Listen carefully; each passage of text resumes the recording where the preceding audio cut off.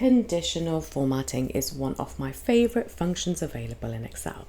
What this does is represent the data in a slightly different way so that it's visually attractive as well as easy to visualize your data. So let's start with some numbers. Now say we want to highlight this data here and we go across to the conditional formatting tab. We can highlight the cells in whatever way that we want. So we have an option of highlighting the cells that is greater than. So let's just start with that. Let's say we highlight the cells with a greater than 50.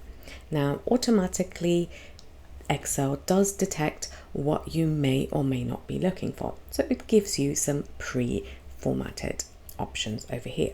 Now let's type in 150. So as we type in, we can see that we are getting things like 2398 and 4990, but we have 150. Now let's just go down to 149 and you can see now the 150 is included as well.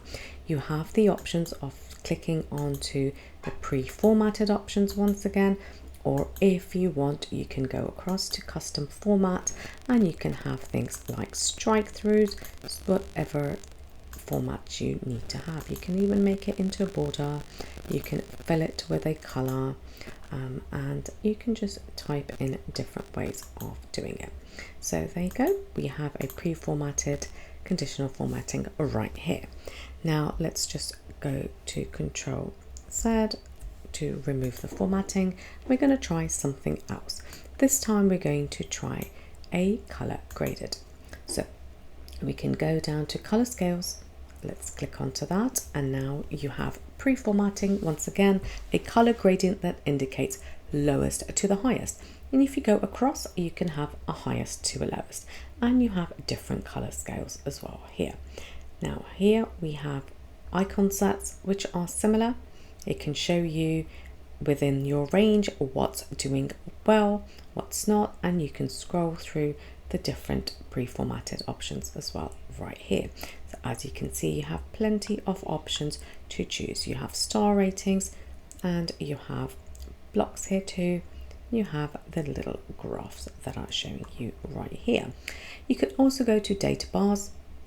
Data bars will help you to visualize, but as you can see in this data, it doesn't really help us because some of the numbers are quite small. So this might not be the right one for you to use for your data set.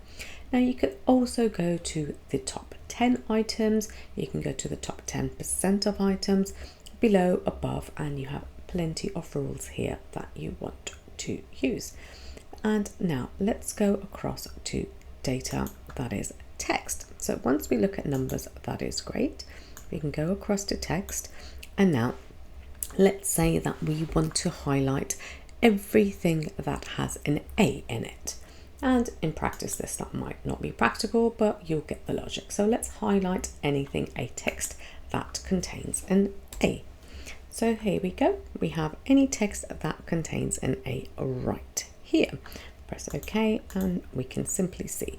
So if we type in something with an A over here, it will simply just highlight it as we go along as well.